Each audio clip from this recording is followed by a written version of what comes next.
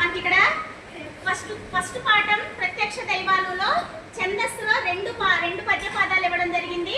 మనం ఇంతకు ముందు ఒకటి చెప్పుకున్నాం కదా. ఇక్కడ సెకండరీ దాంట్లో చూసినట్లయితే అనుపమ మెట్టి వాళ్ళకు అనే పద్యపాదాన్ని ఇచ్చారు. అసలు ఎప్పుడైనా సరే ఛందస్సు ఇచ్చినప్పుడు పద్యపాదం మనం మొదట చేయవలసింది ఏంటంటే అక్షరాలు కౌంట్ చేసుకోవాలి. ఇక్కడ అక్షరాలు కనుక కౌంట్ చేసినట్లయితే మనకి 21 అక్షరాలు వస్తాయి. 21 అక్షరాలు వస్తే మనం ఖచ్చితంగా ఇది చంపకమాల అని ఫిక్స్ అవ్వచ్చు. ఇది చంపకమాల, ఎందుకంటే ఉత్పలమాలకి 20 అక్షరాలు ఉంటాయి, చంపకమాలకి 21 అక్షరాలు ఉంటాయి. ఇప్పుడు మనకి ఈ చంపకమాల పద్యపాదానికి కణాలు.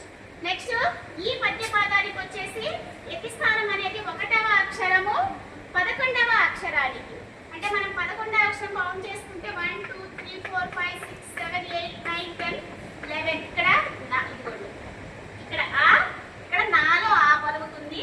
ఈ అక్షరానికి ఈ 11వ అక్షరం అంటే పద్యపాదంలో మొదటి అక్షరానికి 11వ అక్షరానికి యతి మైత్రి చెల్లుతుంది.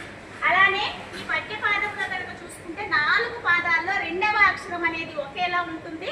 అంటే ప్రాస నియమం ఉంటుంది అని అర్థం. 2వ అక్షరం అనేది నాకు కొమ్ముంది అంటే నా గుణిత అక్షరాలు మాత్రమే వస్తాయి. అంటే ప్రాస నియమం ఉంటుంది అని అర్థం. ఇది చంపకమాలకు సంబంధించిన గణ విభజన.